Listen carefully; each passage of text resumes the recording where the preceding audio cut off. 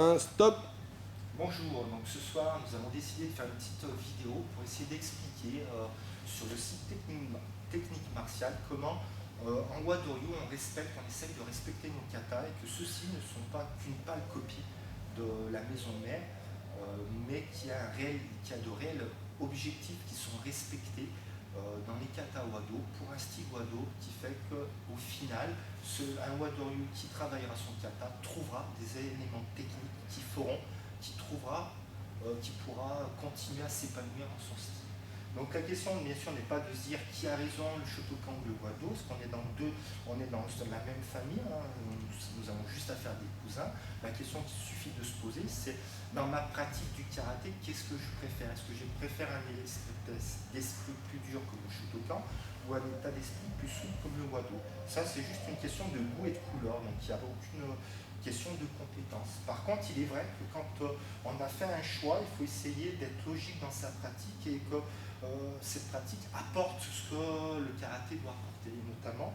Donc en WADORIO, on parle beaucoup d'esquive, mais il n'y a pas que l'esquive. Dans les katas, l'esquive, vous allez les retrouver dans les Kyon Kumite. C'est un travail qui se fait en parallèle avec les katas, qui est complémentaire, parce qu'une explication d'un kata, ce n'est pas que du 1 plus 1, une formule assez simple, 1 plus 1 égale 2, mais ça va être une équation à plusieurs inconnus, et dans ces inconnus-là, justement, nous allons avoir l'esquive qui va se travailler grâce au Kyon Kumite.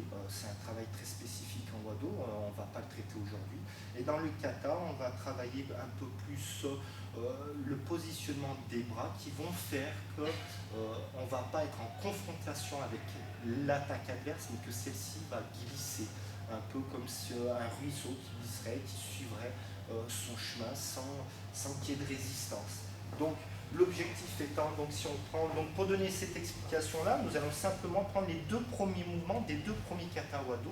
Donc on ne va pas chercher bien loin, donc autant dire que tout le reste du kata, que ce soit du premier ou du deuxième, on pourra trouver le même type d'explication. C'est juste pour montrer que si sur le premier mouvement on trouve l'état d'esprit, le respect de l'état d'esprit, il n'y a pas de raison qu'on ne trouve pas par la suite. Donc le premier mouvement de Pinanidan, c'est celui-ci. Donc il est très important dans ce premier mouvement que le bras soit de biais. Si vous avez quelqu'un qui fait la même chose et que le bras est bien de face comme ceci ou de profil, tout dépend de l'angle de vue, là on va être sur un calage pur qui sera plus, si on veut le respecter, qui devra plus être fait comme en Shotokan. C'est-à-dire que si vous avez quelqu'un qui fait son kata avec son bras comme ceci, il va être obligé pour caler effectivement de faire un calage plus dur et de frapper pour éviter que son attaque vienne. Tandis que si vous mettez, désolé du coup, si vous mettez simplement votre bras ici dans le prolongement en biais, qu'est-ce qui va se passer? On va le faire une fois vite fait pour vous montrer. Hein, en parlant, donc ça montre bien que c'est quand même assez décontracté. Ça va faire que le bras, automatiquement, regardez bien ce qui se passe, le bras va glisser ici. Cet angle est très important. Il suffit que cet angle ne soit pas respecté. Donc je suis ici, là s'il continue, il va. Voilà. Donc l'étude du kata va permettre de pouvoir trouver cet angle-là, la compréhension de cet angle-là qui va faire que le bras dévie. Là s'il continue, voilà, ça va en bas. Hein, d'accord? Donc ça c'est pour Pinanidan. Pinan Shodan, on va donner l'explication du deuxième mouvement, qui est très technique parce que c'est un mouvement qui n'est pas naturel, je vous l'accorde. Mais c'est aussi un sens qu'on peut faire de la technique, c'est de rendre naturel, efficace, naturel et efficace quelque chose qui ne l'est pas. Donc quand on a le bras positionné comme ceci, c'est un peu comme si on vous tirait sur le coude, ça va vous le mettre comme cela. Et grâce à ce tout petit mouvement, ça va vous permettre de dévier une attaque adverse sans forcer. Parce que d'une, vous êtes en rotation, donc le fait de la rotation, juste dans ton bras, le fait de la rotation va faire que ça glisse et que ça absorbe. Cette absorption fait que ça ne sera pas du choc, la première chose. Et la deuxième chose, si c'est pareil, c'est encore une question d'angle. Si vous trouvez, donc doucement pour commencer, il faut expliquer ce point-là en premier. 1, 2. Si vous faites juste à peine comme ceci, regardez ce qui se passe, ça dévisse. Vous n'avez pas besoin d'aller chercher bien loin. Je fais 1, 2, ici, juste ici. Et là, s'il continue, on voit bien qu'il n'y a pas besoin d'aller plus loin. Donc l'avantage de faire juste d'apprendre ce petit geste fait que souvent, je vais reculer exprès. Si on demande aux partenaires d'être un peu moins coopératifs et d'attaquer plus vite, qu'est-ce qui va se passer? On risque d'être très vite submergé par sa deuxième attaque. La première est toujours facile, la deuxième, là j'ai préféré reculer parce que j'étais pas sûr de la caler. Tandis que si on arrive à bien gérer ce tout petit mouvement de bras, il n'y a pas besoin de se fatiguer beaucoup pour pouvoir caler. Ensuite, il suffit de faire la suite de l'explication du kata. Donc, ces deux explications-là, de chercher un angle parfait pour réussir à dévier l'attaque adverse, pas esquiver, mais qui est un des gros principes en Wado, c'est-à-dire utiliser la force adverse à son avantage et pour s'attirer le moins possible. Une fois que j'ai compris ces angles-là, cela va me permettre, sur un travail un peu plus libre, sur attaque coup de poing ou coup de poing ventre, ou coup de poing visage, de juste en faisant ce tout petit geste, de réussir à dévier l'attaque adverse sans avoir grand-chose à faire. Voilà, tout simplement. Ça évitera de perdre du temps à faire mouliner les bras, qui risque de faire qu'au final, je ne dis pas que c'est ce qu'ils font en Shotokan, mais souvent on a les gens dans l'apprentissage, qu'est-ce qu'ils font? Ils font ça, mais dans la logique, si je fais une préparation de mouvement pour caler, le coup de poing arrivera en vent. Tandis que si je comprends que j'ai que ça à faire, j'ai vraiment le strict minimum, c'est ici, ou là, ici.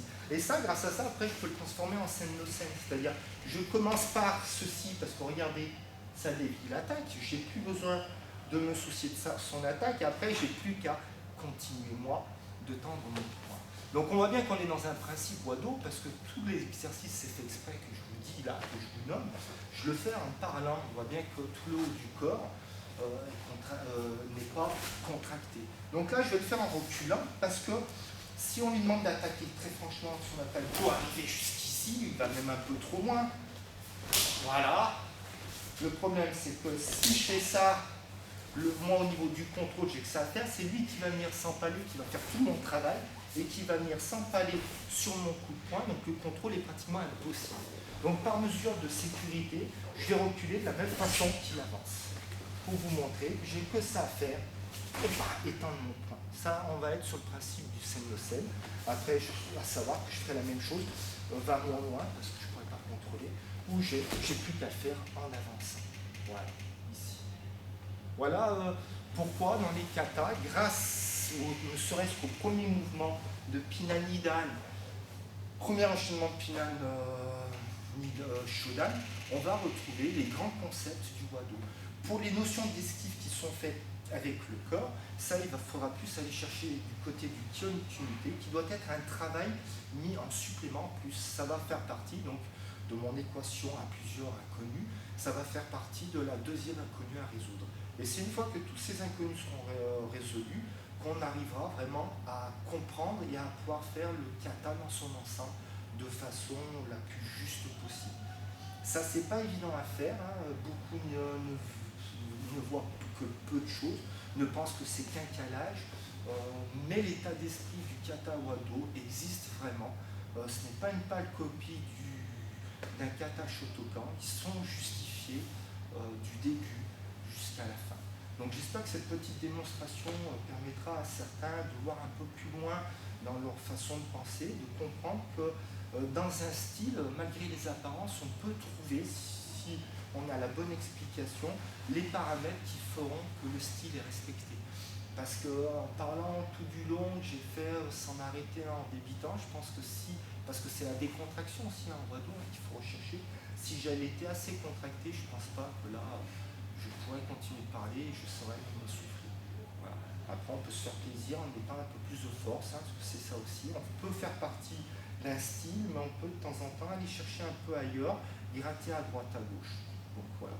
Donc cette vidéo, simplement pour technique martiale, je demande à chacun de respecter et de ne pas la diffuser sur d'autres sites, voilà, parce que c'était vis-à-vis d'une question qui était sur ce site-là. Merci.